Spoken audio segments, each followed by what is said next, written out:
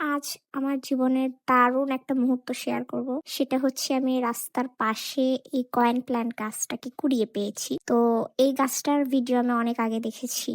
এটা indoor plant হিসেবেই সবাই বলতো, কিন্তু না, এটা শুধু ইনডোর প্ল্যান্ট না, এটা ইনডোরে সার্ভাইভ করতে পারে, তবে এটা আউটডোর প্ল্যান্ট। যাই হোক, গাছটা আমার অনেক পছন্দ ছিল। তো নার্সারিতে ওইভাবে আমি কখনো যাই নাই।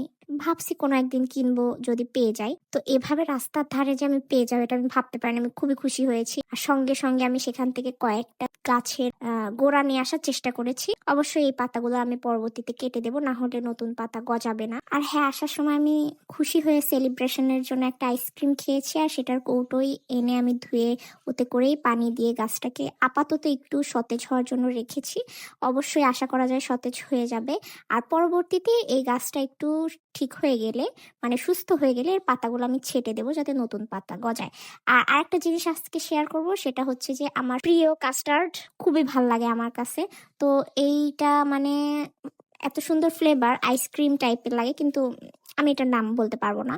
তো এটার মধ্যে হচ্ছে যে অনেক ধরনের ফল, এই যে কলা, আপেল, তারপর আনার, কয়েকটা আনারের পিস আর কি দেয় ওখানে, তারপরে কেক, তারপরে কিছু স্লাইস করা জেলির মতো, ওগুলো দিয়ে বানায়। ওটা আমার খুবই পছন্দের, মানে আমার জীবনে বেস্ট খাবার ওটা, আমার খুব ভালো লাগে। আর এই যে দেখেন, চলে এসেছি আমার সেই প্ল্যান্ট নিয়ে। আমি কিন্তু মাঝখানে পাতা ছেটে দিয়েছিলাম, ভিডিও করতে ভুলে গিয়েছিলাম, আর তারও বেশ কয়েকদিন পরের ভিডিও এটা।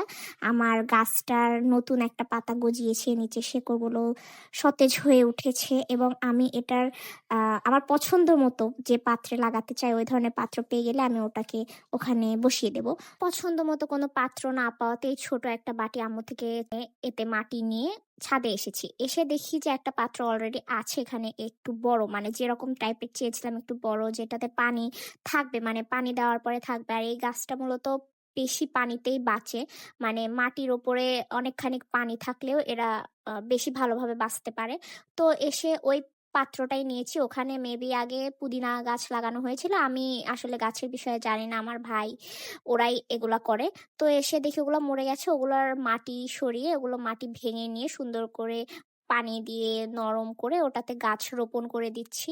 দেখা যাক পরবর্তীতে এটার আসলে এটা জ্যান্ত থাকে কিনা, বা এটার গাছের কোনো কিছু হয় কিনা। আশা করে করেছি। তবে আমি এই গাছ সম্পর্কিত তেমন কিছুই আমি জানতাম না, কোনো গাছ সম্পর্কে তেমন কিছু জানতাম না। এই গাছটা আমার বাস ভালো লাগতো। তো এটা যখন আমি পেলাম, এটা ইউটিউবে কিভাবে এরা গ্রো করে ওটা আমি ভিডিও দেখে নিয়েছিলাম, আর ওখানে দেখেছিলাম যে পানি আর মাটি সমপরিমাণ থাকলে এরা বাঁচতে পারে, এরা পানি বেশি পছন্দ করে। তো আমি ইউটিউবের দেখানো নিয়ম অনুসারে আমি গাছটার